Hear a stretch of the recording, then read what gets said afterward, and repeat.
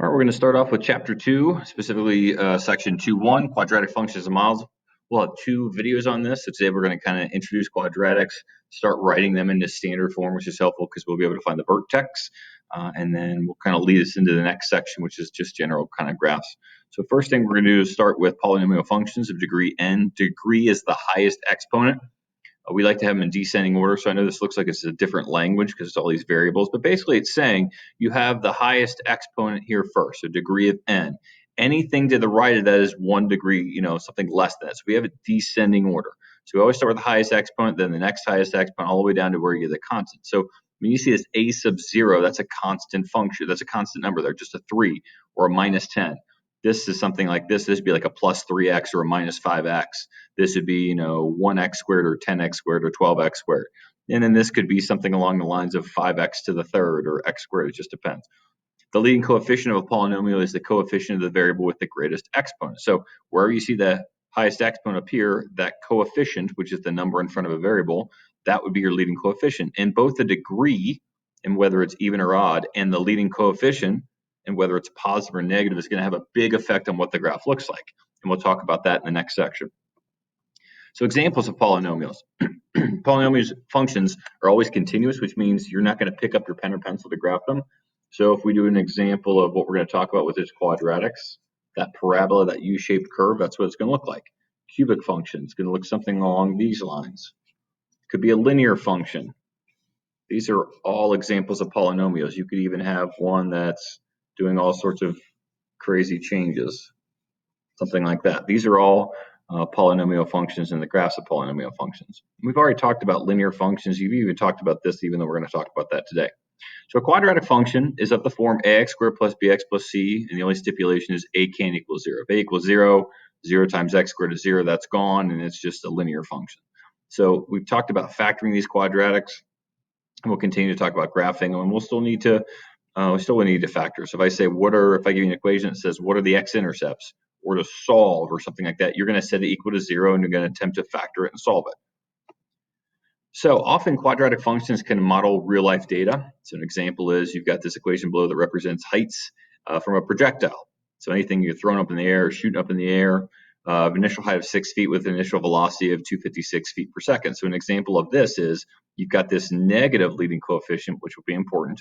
And you can see that the 256, there's 256, you see a plus 6, there's that 6. That's where it's coming from. So this can model a lot of data, and that'll be able to help you calculate exactly how long it'll take something to come back to the ground, or we'll be able to calculate the max height at which it is. And so this is a simple equation that would kind of help us find some things. So again, if that was 12 feet above the ground, and this is plus 12. If instead you were throwing it 100 feet per second, of course, that would be 100 feet per second there. But it does have a lot of applications, and we'll definitely talk about some. Graphs of quadratic functions. So you see this graph, we call that opening up. This is opening down. This is the situation if you notice that your a is greater than 0. So notice that the number in front of x squared here for quadratic, if that's positive, this guy's going to open up. And if it's negative, it's going to open downwards. You also have a vertex point. That's the low value, the minimum value if it opens up, and it would be a maximum value right here if it opens down. We also have an axis of symmetry. That goes straight through. That's a vertical line, no matter if it opens up or opens down. That splits it into 2 equal parts. So we talked a little bit about symmetry, about how that right side, if I folded it over this line, it would match up perfectly to the left side, or left side over the right side. And so that's always going to be the x equals, the equation is the x equals the x value of whatever this vertex is, which we'll kind of get into as well. So we'll talk about, getting these, graphing them, sketching them, have those conversations. So a couple things. Standard form of a quadratic function looks like this. We also call this vertex form. And the reason why is because if it's in this form, we automatically have the vertex. If not, we're going to have to do a couple of things to get to that point. And there are a couple of ways that we're going to be able to do that. One's going to involve completing the square like we're going to do. But like I said before, if a is greater than 1, that parabola is going to open up, even if it's in this standard form. And if a is less than 1, the parabola is going to open down. So that dictates what it looks like. And like I said, that'll come in more into play with leading coefficients in the next section. So a couple ways that we can do this, but one's going to involve, we're going to talk about. So we're going to write the following in standard form and sketch a graph of that. So in this case, a couple things that we can kind of do. I'm going to kind of write it down here and separate things a little bit. So I'm going to have this x squared and then minus 2x here. And I'm going to give myself a little space with this plus 5 because we're going to have to do a little bit of extra work. So right now I don't have a leading coefficient other than the one that's in front. And so that's gonna make the problem a little bit easier. So at this point, we're going to do a little bit of side work. We're going to take this value right here. So it's always what we call the b value, the one in front of x. Here's the steps of completing the square, which you've done before, but I'm sure we need a refresher. You're going to take that number, whatever it is, and you're going to divide it by 2. That gives me -1. That -1 is going to come into play in a second. Then we always take that number and then we square it. If I square that, I get a +1. So that +1, I'm going to put right here. Now, mathematically speaking, I can't just add 1 to one side. I would technically either have to add 1 to the left side or I'd have to add something else that would undo that 1. But the only thing that's going to undo a 1 would be a -1. So I'm allowed to do that because a 1 minus 1 cancels out. So I'm not changing the value of it. Now, if I had a +10 here, I'd have to put a -10 over here. If I had a +12, I'd have to put a -12 here. But what we're kind of looking for is once we have that, I'm kind of worried about just this part because that's going to make my factoring really easy here in a second. Now, over here, we can combine these terms. That'll give you a +4. But I want to factor this. So this is just one of those situations where it's a quadratic trinomial. It's going to multiply to 1 and add to a -2. So if I say what multiplies to 1 and adds to -2, it'd be a -1 and a -1. Well, notice that right here, when I divide that number by 2, I got -1. That's not a coincidence. It's always going to be that number. So I can rewrite that.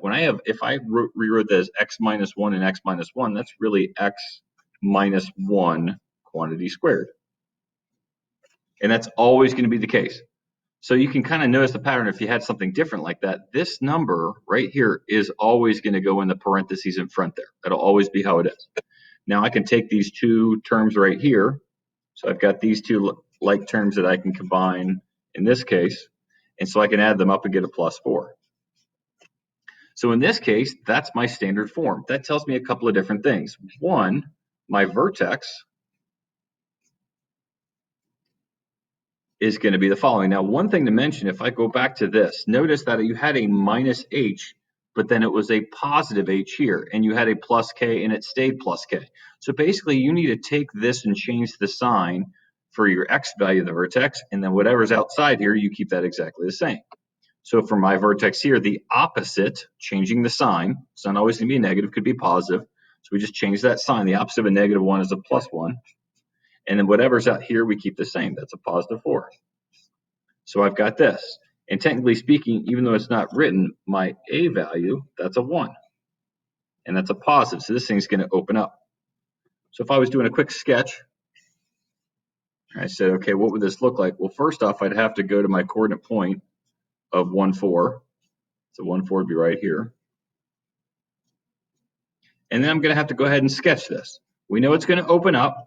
Now, one way that we can do that is we can take my a value, and I can go for my vertex and go up 1, and then always left and right 1. Now, if my a value is 2, you could go up 2, left and right 1. If your a value is negative, that would open it down. So let's say your a value is -3. You could go down 3, left and right 1. Now, this only works on that first one. We're not going to keep on going up 1, right 1, up 1, right 1. That's not the same function. But that is one possibility here. So then I can go from here, I can go up 1 and then left 1. And then I can also start from my vertex and go up 1 and then right 1. Again, you can only do that once. You can't do that more than once. And we can just make sure that that looks like a U-shaped curve. This is not a V-shaped curve. This is not absolute value. So that's extremely important. The other thing I know here is that I have this axis of symmetry that's going to split this perfectly even. The axis of symmetry is always going to be of the form x equals the x coordinate. Well, my x coordinate right here, we said was 1, so the axis of symmetry is that vertical line x equal 1. This next example is going to be very similar, but it's going to be a little bit harder, and there's a leading coefficient of something other than 1, which is y. But I'm still going to kind of set it up the same. So I'm still going to say, okay, I've got this 2x squared, and I've got plus 8x. I'm going to leave a little space, and then I'll have my plus 7 out here. Now, before I can do this, I have to factor out this leading coefficient of 2. On the last example, it was 1, so I didn't have to do this. So I'm going to factor that out. So If I've got x squared take away a 2, it's just, or 2x squared take away a 2, it's x squared, because I'm dividing. Same thing. This 8x divided by 2 is a plus 4x. Okay, and then over here, I've got this, and then plus 7. Now, I'm going to still do the same kind of steps I took. I'm going to take this number in front of my b term, that 4. I'm going to divide it by 2. Always divide it by 2. And I get 2. Remember, that's going to go in my parentheses just like it did. But then I have to take that number and I have to square it. 2 squared is 4. So I'm going to put a plus 4 here. I'm not going to put a minus 4 over here. The reason why is I have this 2 out front. So 2 times 4 is an 8. I've got to undo that 8 to make it mathematically okay. So the opposite of a 2 times 4, which is 8, would be a minus 8. So I'm going to put a minus 8 out here.